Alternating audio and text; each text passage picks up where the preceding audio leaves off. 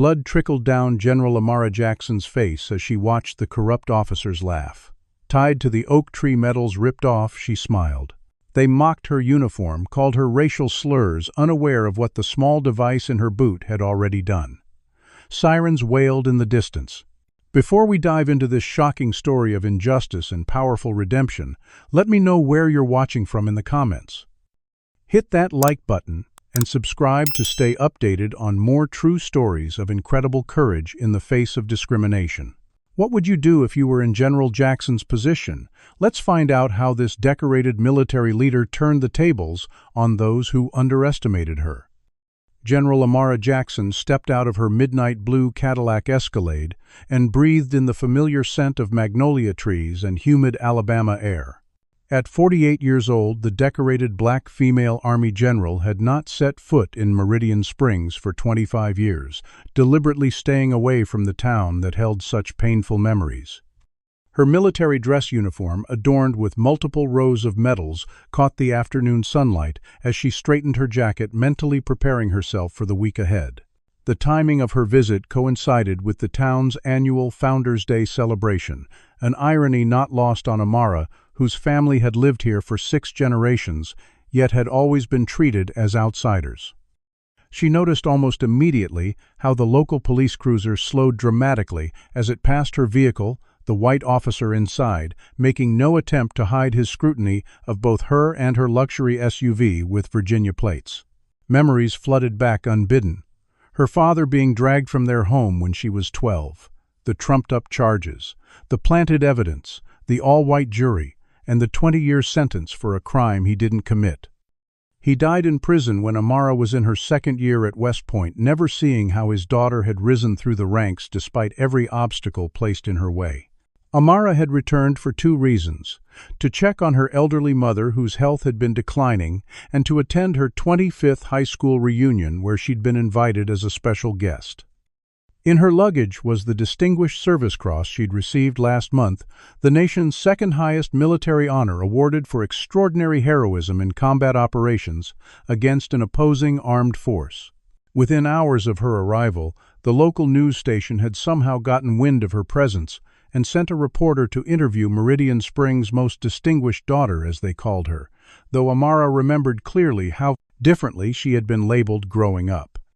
The television interview highlighted her achievements and service record, painting her as a hometown success story. But watching from his office television, Police Chief Roland Mercer sneered at the screen, a cold anger building as he watched this black woman being celebrated. "Turn that garbage off," he snapped at his deputy, a man named Tanner Beck, who quickly complied.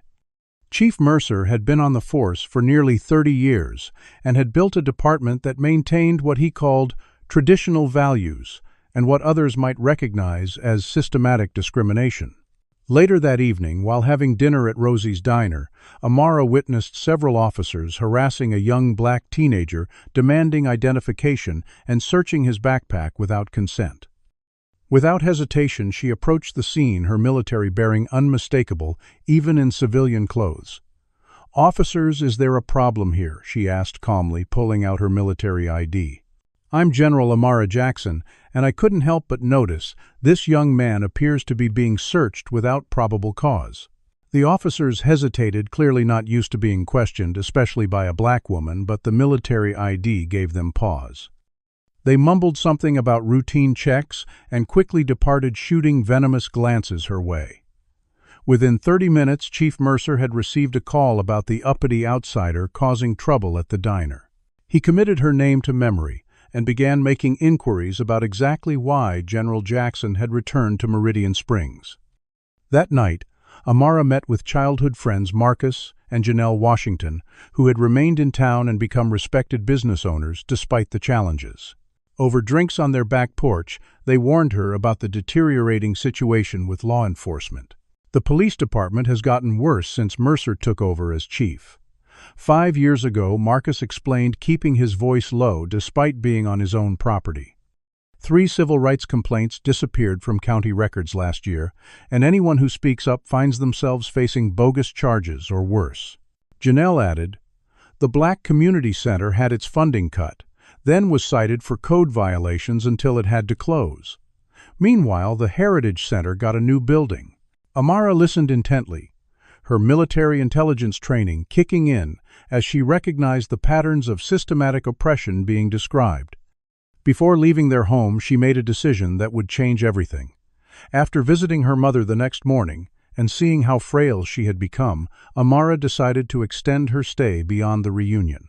In the privacy of her hotel room, she activated a secure communication line with her unit, speaking briefly with her second-in-command, Colonel Marcus Rivera.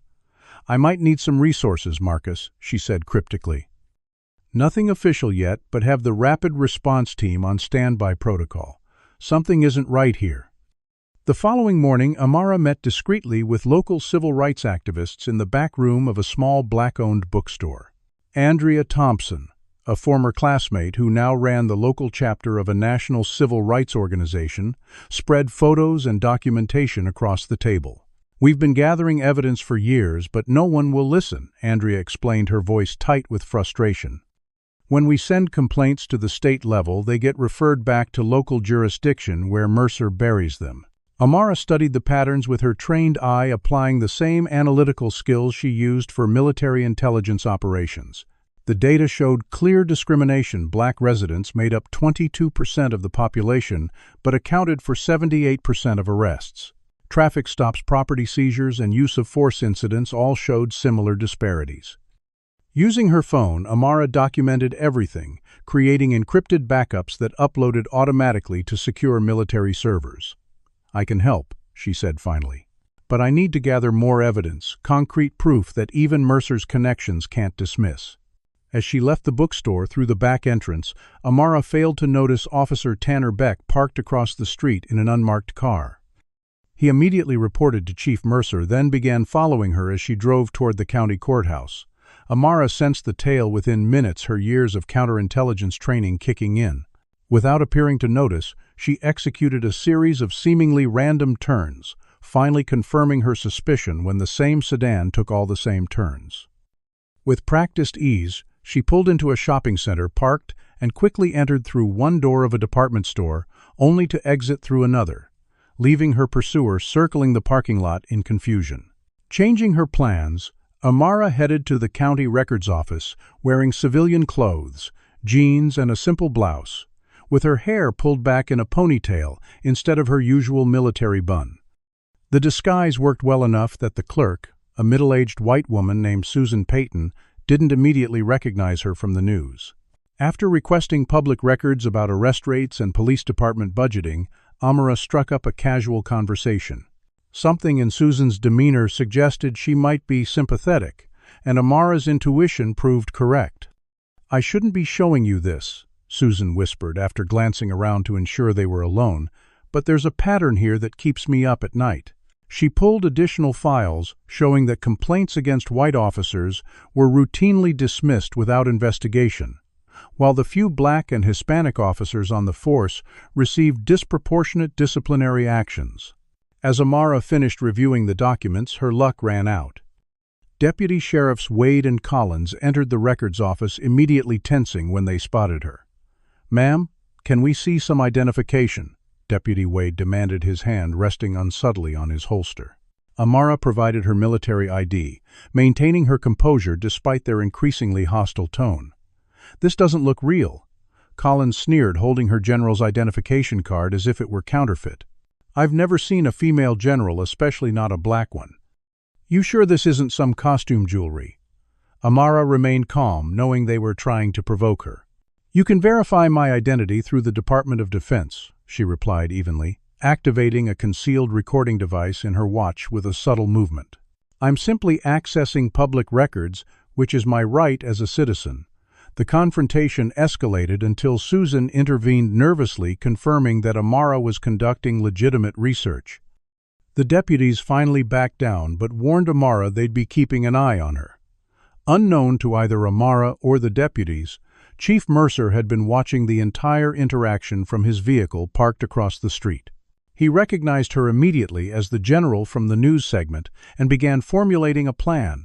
Something about this woman threatened everything he had built, and he needed to remind her of the natural order of things in his town.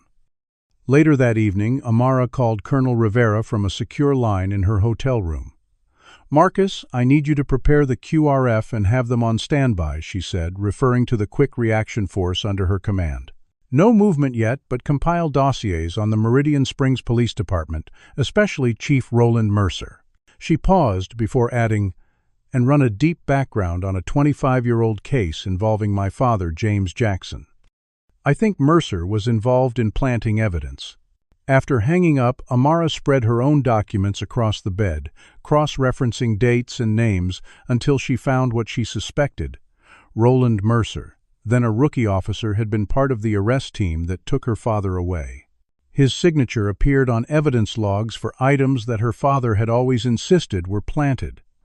The connection was undeniable, and Amara felt a chill run through her body as the pieces began falling into place.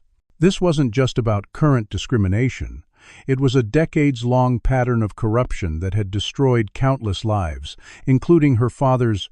"I've got you now," she whispered, unaware that at that very moment, Chief Mercer was saying the exact same words while looking at surveillance photos of her taken throughout the day.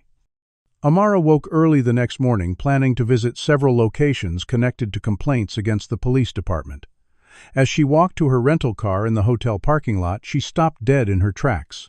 The sleek black Audi had been vandalized overnight, its pristine surface now marred with spray-painted racial slurs and scratches that ran the length of both sides. The tires had been slashed, and stuck under one windshield wiper was a note that read, "Go back where you came from, or next time it won't just be your car." Rather than showing fear or anger, Amara methodically documented everything with her phone camera, carefully preserving the note in an evidence bag she kept in her purse. Instead of reporting the incident to local police, she called the state police, specifically requesting a trooper from outside Meridian Springs jurisdiction. When the state trooper arrived, she noticed the flash of surprise on his face upon realizing who she was. "General Jackson, I'm Trooper Richardson. I'm sorry this happened to you," he said, appearing genuinely concerned as he took her statement and collected evidence. "I should warn you there's not much love lost between us and the local department. Chief Mercer has a certain way of running things that's generated complaints." Word of her decision to involve state authorities spread quickly through the Meridian Springs police force. By noon, Chief Mercer was pacing his office, face flushed with rage. "She's deliberately undermining my authority," he shouted at his most trusted officers, "going above our heads like we're incompetent." That afternoon, Amara was approached by a group of local teenagers while having lunch at a black-owned cafe. They nervously looked around before one of them, a young man named Dion, pulled out his phone. "General, we've got something you should see, but we've been scared to show anyone." The video showed officers Wade and Collins forcing a black teenager against a wall, striking him repeatedly while using racial slurs, then planting what appeared to be drugs in his backpack. Amara's expression remained neutral, but inside she felt a familiar cold determination setting in. "You did the right thing showing me this," she assured them, transferring the video to her secure device. "I promise you'll be protected." That evening was her high school reunion at the Meridian Springs Country Club, an establishment that had only begun admitting black members 15 years earlier. Amara wore her dress uniform, complete with all her medals and decorations, a deliberate choice that made a statement without her saying a word. As she moved through the crowd, she noticed several current and former city officials among her classmates, including Mayor Wilson Phillips, who had been junior class president when they were in school together. Keeping her real purpose hidden, Amara skillfully navigated conversations, extracting potentially useful information while appearing to simply reminisce about old times. "The town has changed so much," she commented to Mayor Phillips during a seemingly casual exchange. "Especially the police department. I hear Chief Mercer runs a tight ship." The mayor's smile faltered momentarily. "Roland has his methods.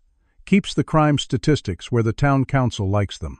When she pressed slightly about the multiple civil rights complaints, Phillips nervously changed the subject. Her conversation with the mayor was interrupted when Officer Tanner Beck, who apparently had been invited as security for the event, approached them. "General Jackson," he said, not bothering to hide his contempt, "I understand you've been investigating good officers, just doing their jobs.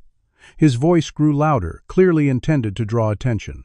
"Maybe in the military you can throw your weight around, but here you're just another outsider causing trouble." Amara straightened to her full height, her voice carrying the authority that had commanded thousands of troops in combat situations. "Officer Beck, this is hardly the venue for a professional discussion. If you have concerns about my activities as a private citizen accessing public information, I suggest you follow proper channels." The exchange left Beck flustered and embarrassed, but Amara noticed several reunion attendees watching with concern, likely worried about potential retaliation from the police department for associating with her. When she returned to her mother's house that night, staying there since her hotel had no other available rooms after the car vandalism, Amara immediately noticed an unmarked police vehicle parked down the street. Rather than confronting them, she documented their presence and continued inside, careful to appear unaware of the surveillance. The following morning, Amara found an unmarked envelope that had been slipped under her mother's front door during the night. Inside was a USB drive and a note that read, "Not everyone on the force agrees with what's happening. Be careful who you trust."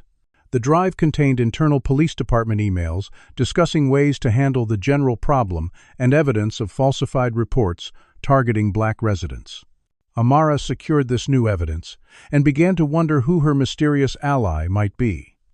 Unknown to her, an FBI agent named James Carter had been working undercover in Meridian Springs for months, building a case against the department for civil rights violations. He had recognized Amara as a potential catalyst for breaking open the case. While Amara was discovering the new evidence, Chief Mercer was holding a closed-door meeting with his most loyal officers in a back room at Sutton's Bar outside town limits.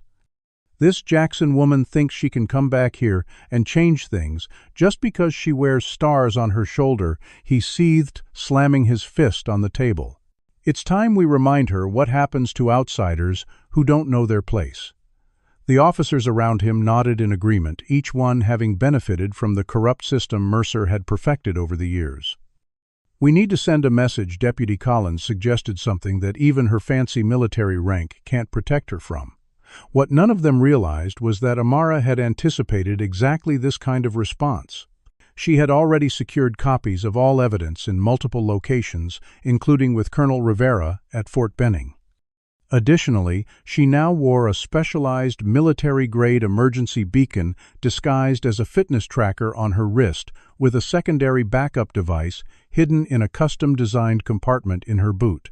As Mercer and his officers plotted, Amara prepared for whatever might come next, determined to finally bring justice to her hometown and closure to her father's case. "What do you think of General Jackson's courage in investigating these corrupt officers despite the growing threats?" Comment number 1, if you believe she's doing the right thing standing up to injustice, or number 2, if you think she should have requested official backup before confronting the department alone.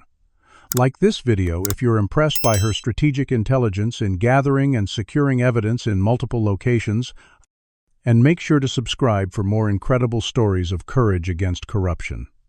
Now, with Chief Mercer plotting against her, and the evidence mounting on both sides, what dangerous plan do you think these corrupt officers will attempt? Next, let's continue this shocking true story. The call came at 3:15 in the afternoon as Amara was helping her mother prepare dinner. General Jackson, a nervous male voice, said when she answered, "My name is Officer Ryan Daniels. I have documentation about your father's case that proves evidence was planted. Chief Mercer is planning to destroy these files tonight, but I can get them to you if you meet me at Willow Creek Bridge at 6. The caller hung up before she could ask questions, leaving Amara to analyze the legitimacy of this sudden development. Her instincts screamed trap, but if there was even a small chance of obtaining evidence about her father's case, she couldn't ignore it. Still, General Amara Jackson hadn't survived 3 combat tours and risen to her rank by being reckless. In her rental car, which had been replaced after the vandalism incident, she implemented multiple contingency plans before heading to the meeting location. First, she called Colonel Rivera, using pre-arranged code words that indicated she was potentially heading into a dangerous situation. "The weather in Meridian is looking stormy, Marcus. Activate Protocol Thunder if you don't hear from me by 2000 hours." Next, she activated her beacon's tracking mode, which would allow her team to monitor her exact location in real time. She also sent encrypted copies of all evidence she'd gathered thus far to 3 separate secure locations with instructions for release to federal authorities if she didn't check in at regular intervals. Willow Creek Bridge was located in a remote area outside town, an old wooden structure spanning a narrow but deep creek surrounded by dense woods. The isolation made it a perfect ambush location which only reinforced Amara's suspicion. She parked her car a quarter-mile away, approaching on foot through the tree line to observe the area before revealing her presence.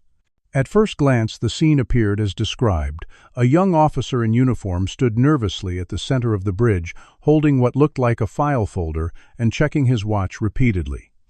No other vehicles were visible, but Amara's trained eye spotted something the average person would miss: disturbed vegetation and tire tracks partially concealed behind a bend in the road beyond the bridge. Moving silently through years of tactical training, Amara circled to approach the bridge from an unexpected angle. Officer Daniels, she called out, remaining partially concealed behind a large oak tree. The young officer jumped, clearly startled. "General Jackson the First. I didn't see you arrive." Before he could say more, the trap sprung. Multiple police vehicles roared from their hidden positions surrounding the bridge as officers poured out with weapons drawn. Chief Mercer emerged from the lead vehicle, a triumphant smirk on his face as he approached Amara. "Well, well, General Jackson. Seems you're trespassing on private county property after hours. That's a serious offense in these parts." The absurdity of the claim was obvious. The bridge was public infrastructure on a county road, but Amara recognized this for what it was: a pretense for what would come next. The officers closed in, quickly confiscating her phone and purse, despite her calm statements, identifying herself and questioning the legality of their actions. Their search was thorough but not sophisticated enough to detect the beacon concealed in her custom-designed boot, which continued transmitting her location and audio from the scene to her unit hundreds of miles away. "Restrain her," Mercer ordered, and despite Amara offering no resistance, Officers Wade and Collins used excessive force as they handcuffed her wrists behind her back, intentionally tightening the metal until it cut into her skin. Chief Mercer circled Amara, slowly enjoying his perceived victory. "You know, General, every community has its own way of maintaining order. You military types think everything should follow your precious rule books and regulations, but real-world policing is different, especially when dealing with certain elements." His emphasis on the last words made the racial undertone unmistakable. As they forced her toward a police SUV with blacked-out windows, Mercer stepped closer, lowering his voice. "Your daddy never learned his place either. I was there, you know. Just a rookie then, but I remember how he kept insisting he was innocent, that we planted that evidence." The confirmation of what she'd always known sent a surge of cold anger through Amara, but she maintained her composure, knowing everything was being recorded. She also noticed Officer Daniels, the supposed whistleblower, avoiding eye contact, clearly uncomfortable with whatever was unfolding. As they drove away from the bridge, Amara observed with military precision as the dashboard cameras were switched off and the officers' body cameras removed. Radio communications shifted to a private channel, and the convoy took an unexpected turn away from the direction of the police station, heading instead deeper into the rural outskirts of Meridian County. "Taking me somewhere off the books?" Chief Mercer Amara asked calmly, mentally mapping their route. "Somewhere your department has taken other black citizens who needed to be taught a lesson." Her question provoked exactly the response she'd anticipated. "You're too smart for your own good," Mercer snarled. "But all those medals and stars won't help you out here. By the time we're done, you'll understand exactly how things work in Meridian Springs." The journey continued for 20 more minutes along increasingly remote dirt roads until they reached a clearing surrounded by ancient oak trees. Amara immediately recognized the historical significance of this location from local black history. This was Mercer family land, once a plantation, later notorious as a site where the Klan and other white supremacist groups had conducted intimidation rituals against black residents who stepped out of line. Throughout the drive, the officers had grown increasingly bold with their racial slurs and mockery of her military achievements. "Must have been affirmative action that got you those stars," Deputy Collins sneered. "No way you earned them, same as a real soldier would." Amara remained silent, her mind calculating distances, angles, response times, and continuing to note each officer's name and specific actions. She knew her beacon was still active, still transmitting. All she needed to do now was stall for time and ensure these men incriminated themselves as thoroughly as possible before her reinforcements arrived. The officers had no idea that miles away Colonel Rivera was already mobilizing a response that would change everything. The vehicles came to a stop in the clearing, and Officer Wade roughly dragged Amara from the back seat, the handcuffs still digging painfully into her wrists. Chief Mercer gestured toward a massive oak tree standing alone at the center of the clearing, its sprawling branches casting long shadows in the fading evening light. "You know the history of this place, General," he asked, his tone almost conversational, as the other officers formed a semicircle around them.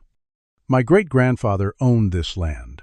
He was a man who understood the importance of order, of everybody knowing their proper station." Amara said nothing as they forced her toward the tree, her eyes taking in every detail of her surroundings, every face, every potential escape route, though she had no intention of attempting one. For generations, Mercer continued clearly enjoying his monologue. "This particular tree has helped teach important lessons to troublemakers who thought they were above the natural order of things." Two officers grabbed Amara's arms, while Deputy Collins produced a length of rope from the trunk of one of the vehicles. "You can't possibly think you'll get away with this," Amara said, keeping her voice level despite the growing pain, as they stretched her arms around the massive trunk. "I'm a decorated general in the United States Army. People know where I am." Chief Mercer laughed, the sound echoing through the clearing. "Nobody knows you're here, General. As far as anyone's concerned, you left town after causing trouble. Maybe you had an accident on your way back to Virginia. These country roads can be dangerous after dark."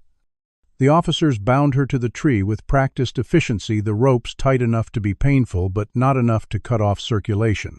They wanted this to last. Once she was secured, Chief Mercer stepped closer, reaching for the medals and decorations that adorned her uniform jacket, which she had worn to meet the supposed whistleblower, in hopes of intimidating him into cooperation. "All these pretty medals," he sneered, ripping the Distinguished Service Cross from her chest and throwing it in the dirt. "Combat Infantryman Badge, Bronze Star with Valor, Purple Heart." Each one was torn away and tossed aside, decades of service and sacrifice dismissed with contempt. "Must have been quite a story you told to get these. We all know how it really works." Officer Beck pulled out his phone, taking degrading photos of Amara tied to the tree, while the others continued to remove her medals and insignia. "These will make a nice souvenir," Beck taunted, "unless you want them appearing online. Imagine what that would do to your precious military career. All it would take is for you to leave town tonight and never come back." Throughout the humiliation, Amara remained outwardly composed while calculating her next move. She deliberately allowed her head to drop, her shoulders to slump, giving them the reaction they wanted. The powerful black woman finally broken and put in her place.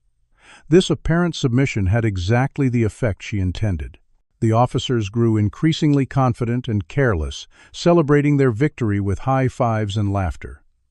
"Not so high and mighty now, are you?" General Deputy Wade mocked, taking his own photos. "Bet they don't teach this kind of situation at West Point." Their overconfidence led them to make a critical mistake. They began talking openly about their illegal operations, assuming their victim was too defeated to be a threat and would never be believed anyway. Chief Mercer boasted about how they controlled the local judges, how evidence disappeared when necessary, and how they used asset forfeiture to seize property from undesirables in the community.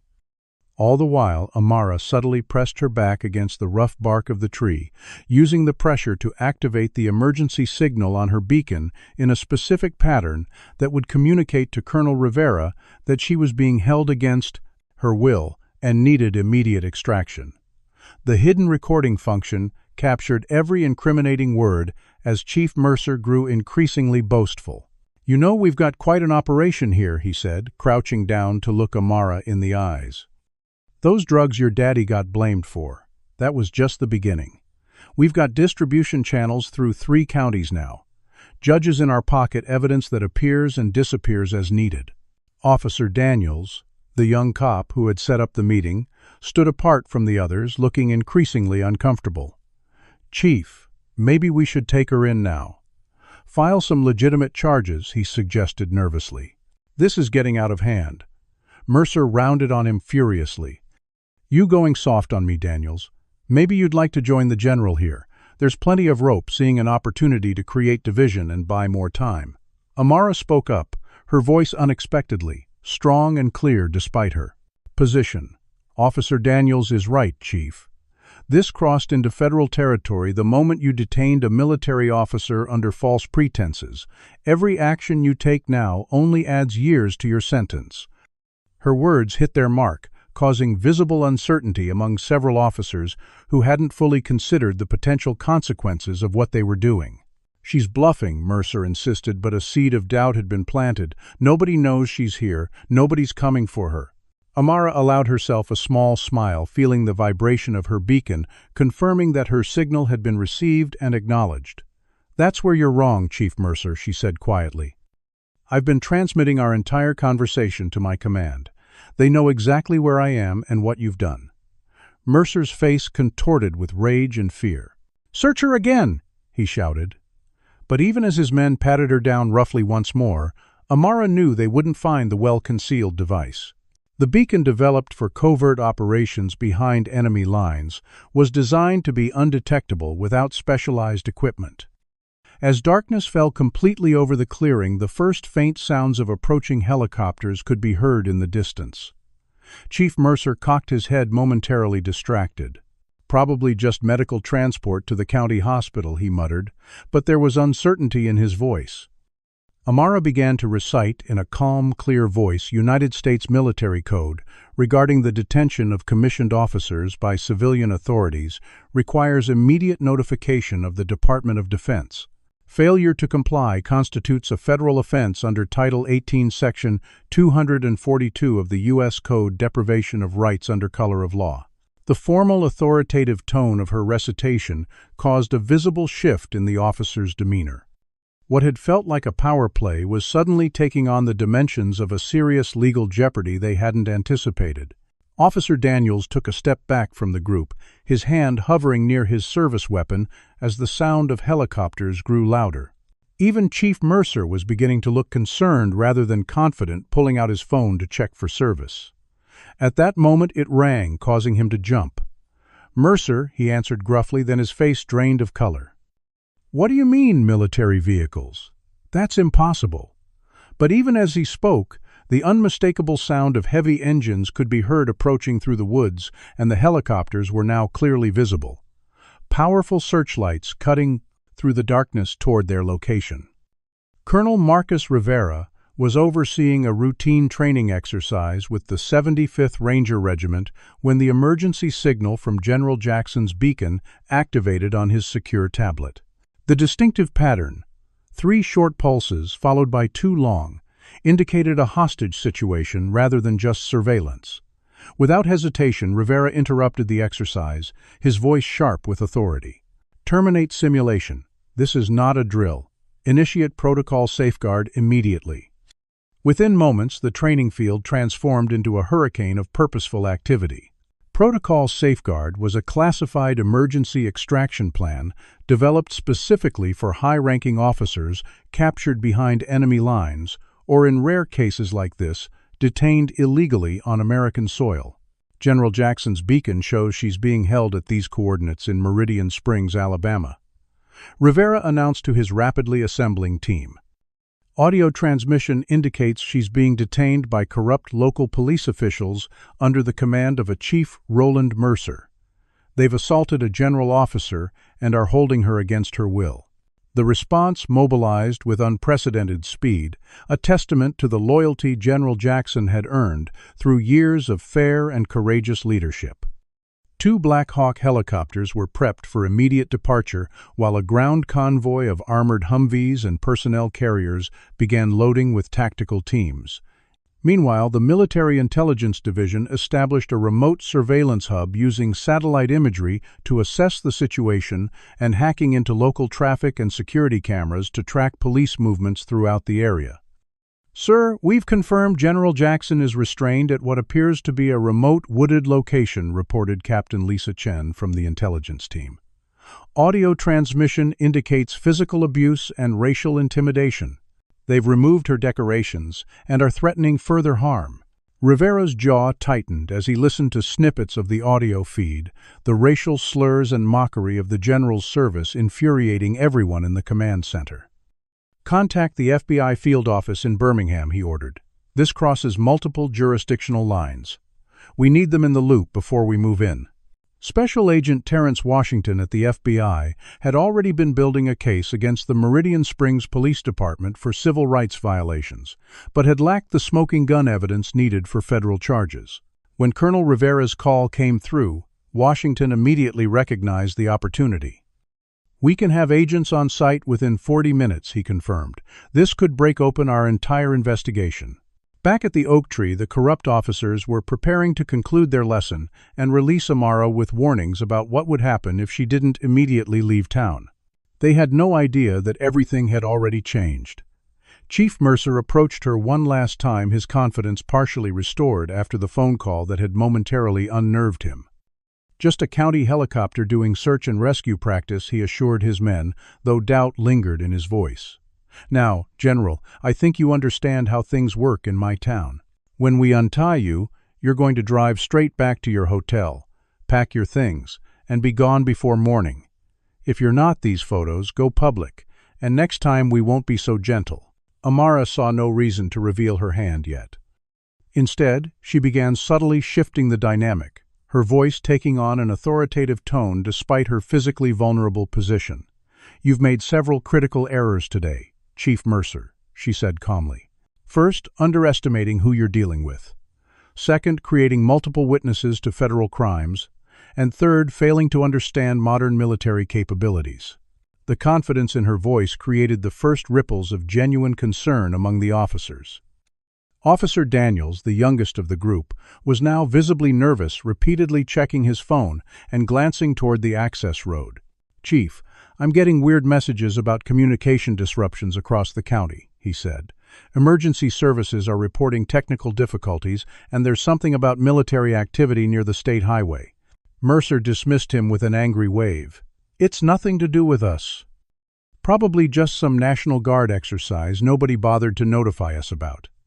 But the distant sound of helicopters was growing louder, no longer possible to dismiss as medical transport or routine patrols.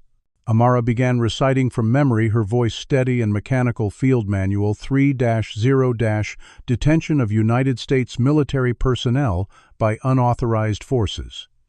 Section 4. Point 1. All commanding officers will implement immediate extraction protocols for detained personnel using whatever force is deemed necessary to secure the safety of the detained officer. The formal military language had an unsettling effect on the officers who were beginning to realize they might have severely miscalculated. Officer Beck nervously approached Chief Mercer.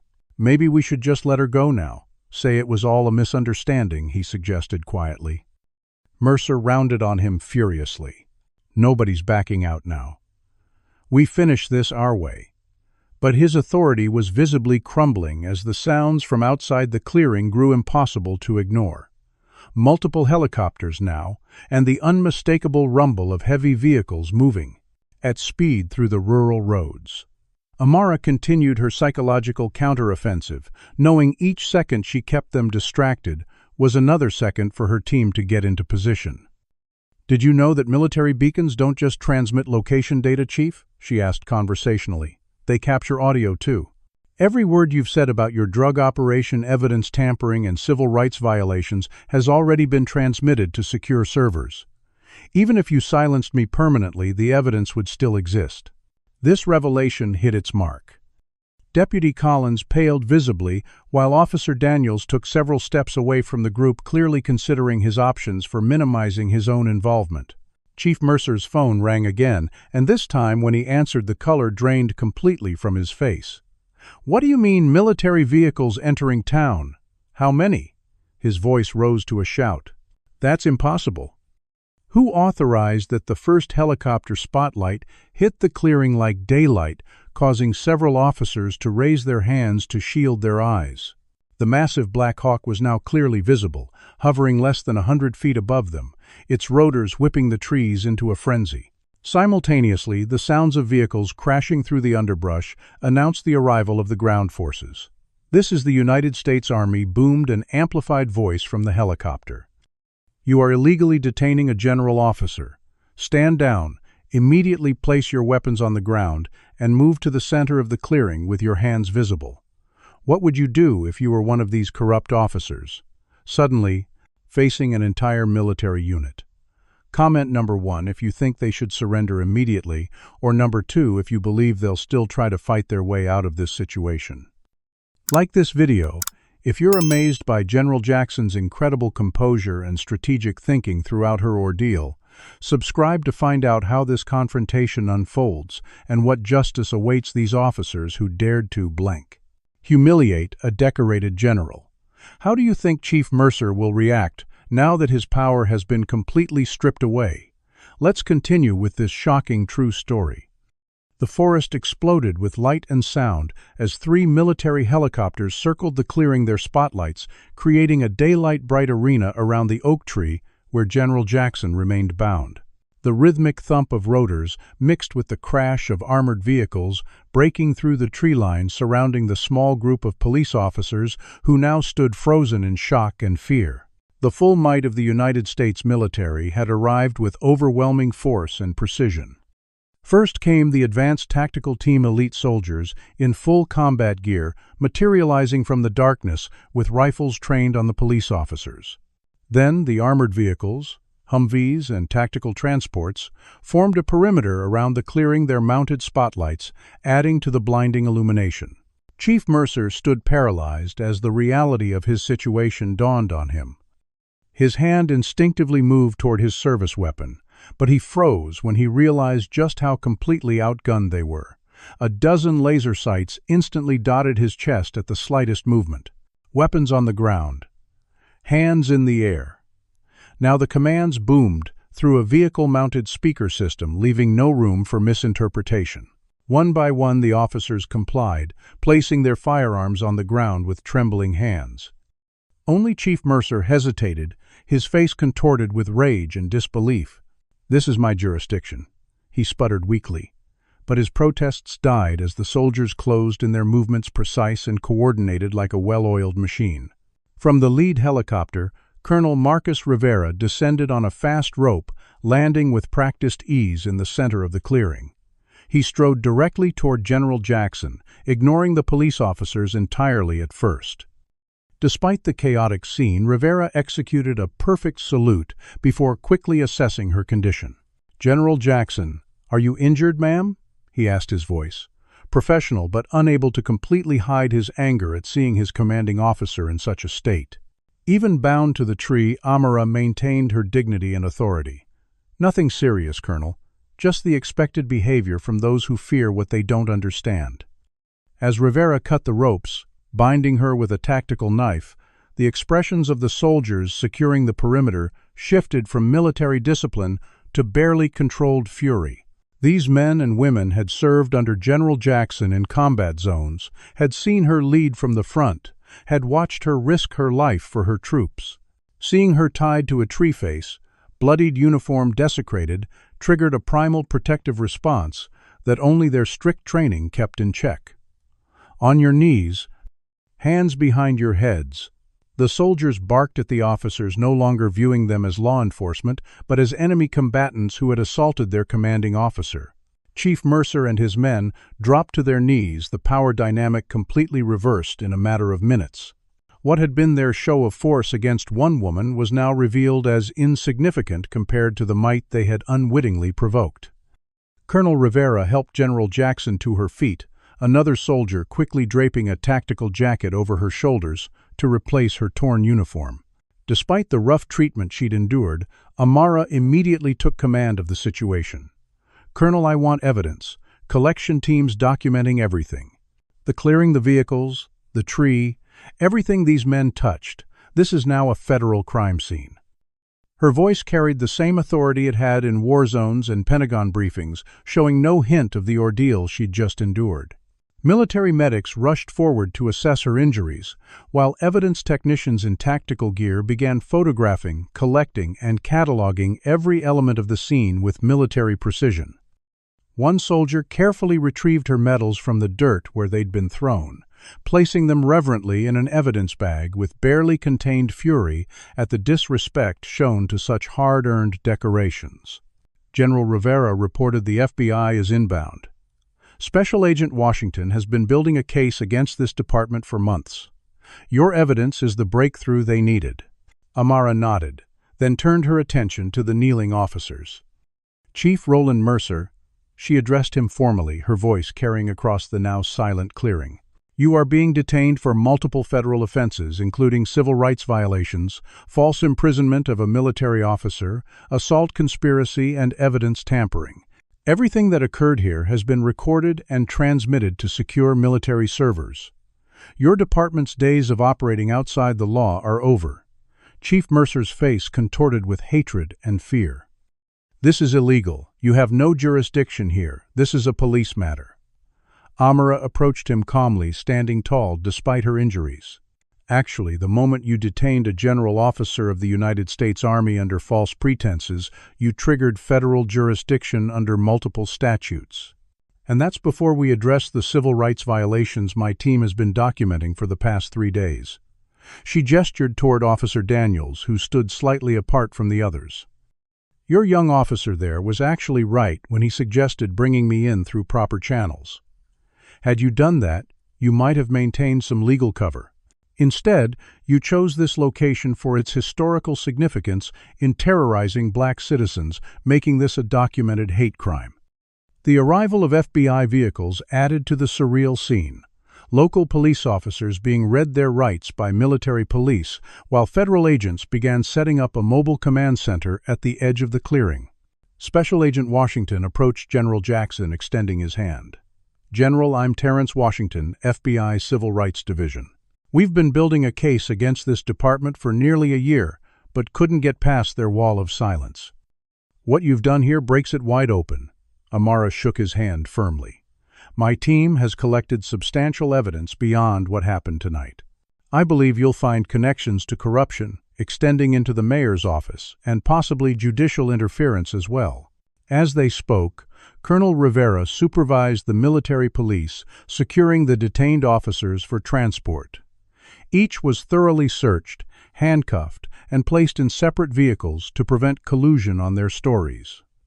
Chief Mercer continued to struggle and protest as 2 soldiers secured him. You'll regret this, General, he shouted as they led him away. I have friends in high places. This isn't over. Amara watched him calmly. Actually, Chief Mercer, this is exactly what over looks like. Your reign of terror in this town ends tonight. Within an hour, the remote clearing had been transformed into a fully operational command center, with military and FBI personnel processing evidence and coordinating with Justice Department officials who were already en route from Washington. General Jackson, despite the medic's insistence that she go to a hospital, refused to leave until she had overseen the initial phase of the operation. Colonel Rivera, she said privately, once things were under control, I want security details assigned to my mother's home and to every witness who provided evidence against the department. These men may have connections we haven't identified yet. Rivera nodded, already anticipating her concerns. Already arranged, ma'am. We've also secured the police station and records office to prevent any evidence destruction. The mayor is being brought in for questioning as we speak. Amara finally allowed herself a moment to feel the weight of what had happened. The pain of the ropes, the humiliation of the racial slurs, the vindication of seeing justice begin to unfold. You know, Marcus, she said quietly, 25 years ago they took my father from our home on false charges. He died in prison, never seeing his name cleared. Tonight we've begun to correct that injustice, not just for him, but for every person this department has victimized. As dawn broke over the clearing, the full scope of the operation became clear to the residents of Meridian Springs. Military vehicles and FBI agents throughout town, the police station cordoned off, and rumors spreading about General Jackson's ordeal and rescue. The story that would unfold in the coming days would shake the foundations of corruption that had defined this town for generations, all because they made the critical mistake of underestimating one woman who refused to accept injustice as the status quo. 48 hours after the dramatic rescue in the clearing, General Amara Jackson stood at the center of a temporary command center established at the National Guard Armory just outside Meridian Springs. The large operations room buzzed with focused activity as military intelligence specialists worked alongside FBI agents and Justice Department prosecutors, building what was rapidly becoming one of the most significant civil rights cases in BK. Recent history. Digital screens displayed evidence maps connecting the Meridian Springs Police Department to dozens of civil rights violations, spanning 27 years, all organized by date, victim, and officer involvement. Amara studied the largest screen, which showed Chief Mercer's network of corruption extending far beyond what even she had initially suspected. "The pattern is clear," she explained to Special Agent Washington as they reviewed arrest records. Following the integration mandates in the 90s, Mercer and his allies systematically targeted black business owners and community leaders with false charges, property seizures, and intimidation tactics. When complaints were filed, they mysteriously disappeared from county records. Washington nodded grimly. "We've identified 3 judges and numerous county officials who were complicit. Your father's case appears to be one of the first examples of their evidence planting technique that later became standard practice." The mention of her father sent a pang through Amara's chest, but she maintained her professional demeanor. "How soon can we move on the remaining suspects? Mayor Phillips is already trying to distance himself, claiming ignorance of departmental operations." Colonel Rivera joined them, carrying a tablet with new intelligence reports. "Mayor Phillips' attempts at damage control just fell apart," he reported with grim satisfaction. "We recovered deleted emails from the police server showing his direct authorization for targeting specific black-owned properties for code violations to facilitate cheaper acquisition by his real estate developer friends." The coordination between military and federal authorities had produced results at a pace that would have been impossible for either agency operating alone. General Jackson's unique position and the outrageous nature of the crimes committed against her had cut through the usual jurisdictional red tape, creating a unified task force with extraordinary authority. By late afternoon, a visibly shaken Mayor Wilson Phillips was brought into the command center for formal questioning. Through the one-way glass, Amara watched as he crumbled under interrogation, ultimately revealing the full extent of the corruption network, including judges, business leaders, and even state officials who had helped bury civil rights complaints. "He's naming everyone to save himself," Washington observed as they watched. "Classic corrupt politician, no loyalty when his own freedom is at stake." Amara turned away from the window. "Make sure his cooperation is noted, but no deals without full restitution to the victims. I want financial records of every property seizure and fraudulent arrest that benefited his friends." Later that evening, Amara finally took time to visit her mother, who had been moved to a secure location under military protection. Eleanor Jackson, despite her 82 years and fragile health, displayed the same strength that had clearly been passed to her daughter. "I always knew you'd come back and set things right," she told Amara, holding her hand tightly. "Your father would be so proud seeing you now using the power you've earned to fight the same injustice that took him from us." Amara fought back tears. "I couldn't save him, Mama. I was too young, too far away when it happened." Eleanor's eyes flashed with the same determination her daughter often showed. "But you're saving his legacy. Every person in this town who suffered under Mercer's reign will know that James Jackson's daughter was the one who finally brought down the corrupt system that destroyed him." Their conversation was interrupted by Colonel Rivera, who arrived with urgent news. "General, we've identified additional documents in a hidden safe at Mercer's home. They include original evidence logs from your father's case, with annotations about what was planted and who was paid off. It's everything we need for a posthumous exoneration." For the first time since the ordeal began, Amara allowed herself a moment of visible emotion, squeezing her mother's hand, as they absorbed the significance of this discovery. That night, after ensuring all security protocols were in place for witnesses and evidence, Amara attended a spontaneous gathering at New Hope Baptist Church, where community members had assembled to share their stories of police abuse and express gratitude for the intervention. The elderly pastor, Reverend Michaels, had known her father and welcomed her with open arms. "What you've done here isn't just about justice for your father," he told the congregation, as Amara sat uncomfortably in the place of honor. "It's about breaking a cycle of fear that has controlled this community for generations. For the first time, our children can believe that standing up against injustice isn't just right, it's possible." The testimonies from community members continued for hours. Stories of false arrests, beatings in custody, planted evidence, businesses forced to close homes, lost to fraudulent citations. With each account, the full scale of what had happened in Meridian Springs became clearer, and Amara's resolve strengthened. When she finally returned to the command center near midnight, she found Colonel Rivera waiting with a troubled expression. "We have a situation, General. We've intercepted communications suggesting a coordinated effort to destroy remaining evidence. Several high-ranking officials from neighboring counties are planning to access the evidence lockup at the county courthouse tonight. They have keys and alarm codes provided by Judge Reynolds before we took him into custody." Amara immediately shifted back into tactical mode. "How many hostiles and what's their timeline?" "Estimated 8 to 10 individuals, all with law enforcement backgrounds. Intercepts suggest they're moving at 0200 hours. Amara checked her watch, less than 2 hours to prepare. "Lock down all entry points to the courthouse. I want 2 tactical teams in position, but hidden from view. Let them get inside, document their attempt, then take them all.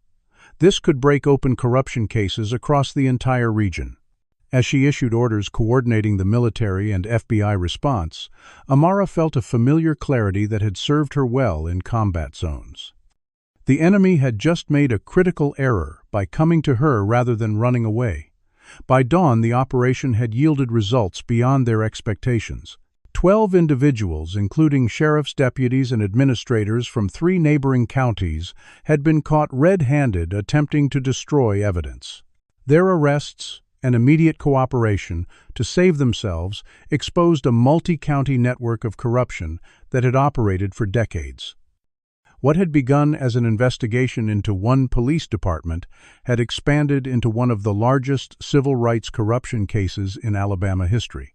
As General Jackson reviewed the new evidence with the Justice Department team the following morning, she received an unexpected call from the Pentagon.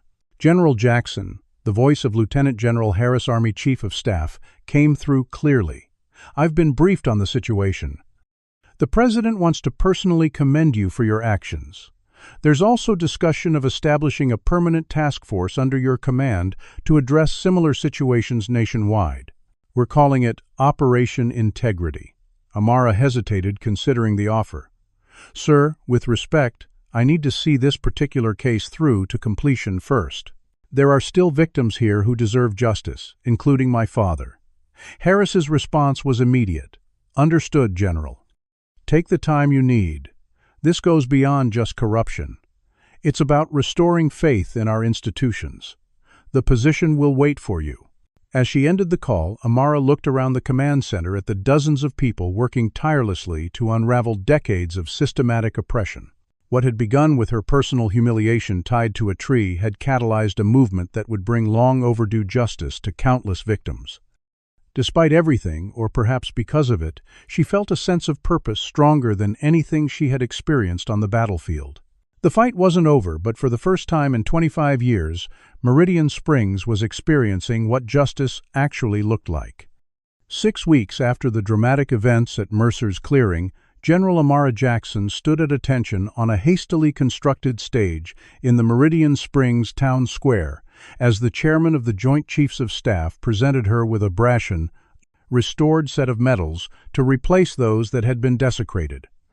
The ceremony broadcast nationally served multiple purposes, honoring her courage, publicly restoring her dignity, and sending an unmistakable message about the military's zero tolerance for the treatment she had endured. General Jackson exemplifies the highest traditions of military service. The chairman declared to the assembled crowd of military personnel, town residents, and national media. Her actions have not only brought to justice those who abused their authority, but have also initiated a fundamental recommitment to civil rights enforcement nationwide. The audience, which included her mother in a place of honor, erupted in applause. Amara, ever the professional, maintained her military bearing, though the significance of the moment was not lost on her. This ceremony was taking place in the same square where, as a child, she had watched her father being paraded in handcuffs before a jeering crowd. In the weeks following the arrests, the case had expanded dramatically. 17 officers from the Meridian Springs Police Department faced federal charges, along with 3 judges, numerous county officials, and Mayor Phillips. The evidence was overwhelming, with Amara's recorded beacon providing the centerpiece, irrefutable proof of Chief Mercer, admitting to decades of criminal activity while explicitly targeting her because of her race and position. The U.S. attorney assigned to the case had assured Amara that convictions were virtually certain, with many defendants already seeking plea agreements in exchange for testimony. After the ceremony, Amara met with Colonel Rivera and a team from the Judge Advocate General's Corps to review their progress on her father's case. The governor will sign the posthumous pardon next week, Captain Jennifer Reyes reported, sliding a document across the table. We've documented 23 separate violations of procedure and constitutional rights in your father's original prosecution. Judge Watkins has agreed to officially vacate the conviction with a formal acknowledgement of the miscarriage of justice. Amara studied the document, her normally steady hands trembling slightly. And restitution for my mother, Colonel Rivera nodded. The settlement proposal has been accepted.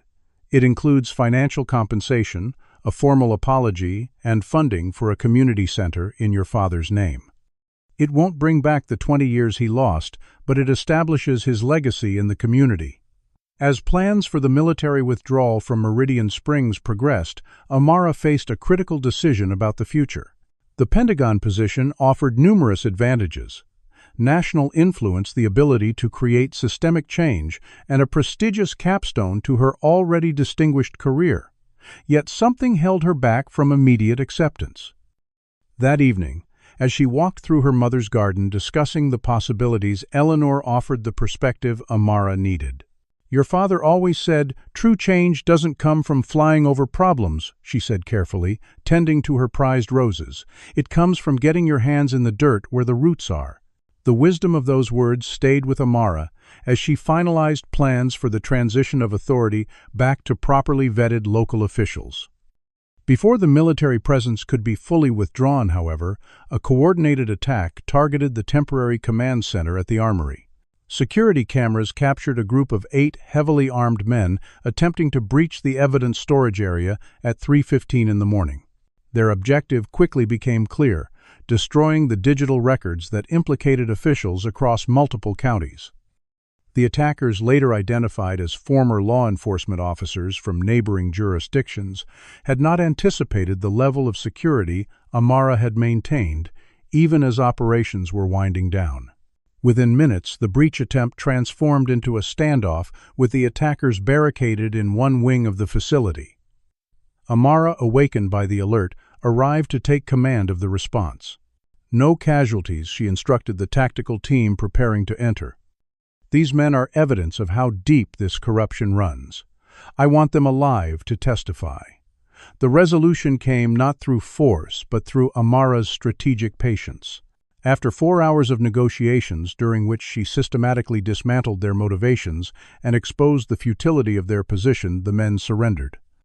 Their subsequent cooperation revealed a corruption network extending across 5 counties, with connections to state-level officials and even organized crime elements that used the police departments as protection for drug distribution networks. The final confrontation proved to be the turning point in Amara's decision about her future. 2 days later, She sat in the Pentagon office of General Harris, declining the prestigious position he had offered. "With respect, sir, I believe I can make a more meaningful contribution by taking temporary leave from active duty to establish a foundation focused specifically on law enforcement accountability and civil rights education." Harris studied her thoughtfully. "You're giving up significant advancement, Amara. The stars that would likely come with this position." Amara nodded. "I've earned enough stars, sir. What I haven't done is finish what my father started."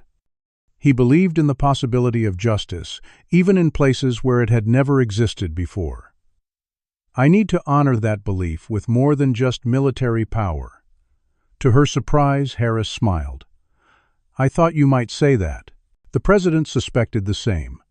"That's why there's a second option." He slid a folder across the desk.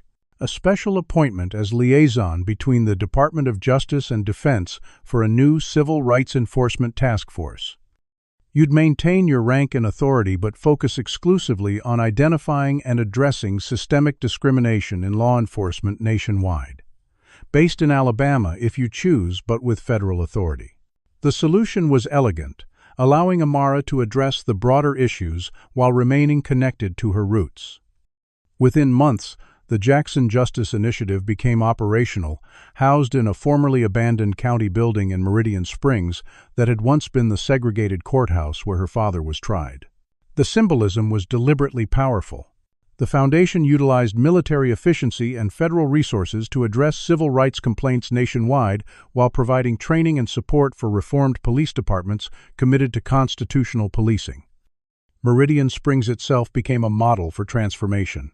A newly appointed police chief, a black woman with extensive federal law enforcement experience, implemented training programs and accountability measures that were soon being studied by departments across the country. Community oversight boards with actual authority ensured transparency, while economic development initiatives helped heal neighborhoods that had suffered decades of targeted disinvestment. On a crisp autumn morning 1 year after her ordeal, Amara stood alone at her father's grave in the small cemetery behind New Hope Baptist Church. She placed her newly restored Distinguished Service Cross beside the headstone next to a framed copy of his official exoneration and pardon. "We did it, Dad," she said softly. "Not just for you, but for everyone who suffered under that system. Your sacrifice wasn't in vain." As she stood in silent remembrance, she heard footsteps approaching and turned to see Reverend Michaels walking slowly toward her, leaning on his cane. "The children at the elementary school asked me to give you something," he said, handing her a handmade card, signed by dozens of small hands. Inside was a simple message. "Thank you for making our town safe." The elderly pastor looked toward the headstone. "Your father told me once, just before they took him away, that someday the truth would come to light. He said his daughter would make sure of it. Seems he knew you better than anyone." Amara smiled through tears. "He always believed justice was possible, even when everything around him suggested otherwise. That faith sustained me through my darkest moments, tied to that tree." "And now," Reverend Michaels said, gesturing toward the town visible in the distance, "an entire community shares that faith because of what you've done. That's a legacy worth more than all the medals and stars the military could ever give you." As they walked back toward the church together, Amara reflected on the journey that had brought her home. What had begun as a simple visit had transformed into a mission of justice that would continue for years to come. The corrupted tree that had been used to humiliate her had since been cut down, the wood repurposed to build a judge's bench for the new Community Justice Center, a powerful symbol of transformation that reminded everyone that tools of oppression could be rebuilt into instruments of justice. What would you do if you discovered corruption in your own community? Would you have the courage to stand up like General Jackson did? Comment below with your thoughts on fighting injustice where you live. If this story of incredible bravery and the triumph of justice inspired you, please hit that like button and subscribe to our channel for more powerful true stories of courage against discrimination. Share this video with someone who needs to be reminded that standing up against racism and corruption is always worth the fight. Thank you for joining us on this journey through one remarkable woman's fight to transform a legacy of pain into lasting justice. General Amara Jackson's story teaches us powerful lessons about courage, preparation, and systemic change. First, true strength comes from maintaining dignity under pressure. When faced with racist humiliation, the general's composure became her weapon. Second, preparation trumps intimidation. By carrying multiple backup plans and hidden communication devices, she transformed vulnerability into advantage. Third, documentation is power. By recording evidence and securing it in multiple locations, she ensured justice would prevail regardless of personal outcome. Fourth, we learn that corrupt systems often target those who challenge the status quo, especially when race and authority intersect. Fifth, meaningful change requires both immediate action and long-term commitment. The general's decision to establish permanent accountability mechanisms ensures lasting transformation. Sixth, justice sometimes requires strategic patience, knowing when to appear defeated to gain tactical advantage. Seventh, true leadership means protecting the vulnerable even after personal victory. The general's focus on community healing demonstrates this principle. Finally, we see that confronting racism requires both individual courage and institutional support. Neither alone is sufficient. When systems of oppression are dismantled, communities can heal and rebuild based on equality and accountability, transforming painful histories into foundations for justice. What systems of injustice exist in your community that need courageous individuals to stand against them?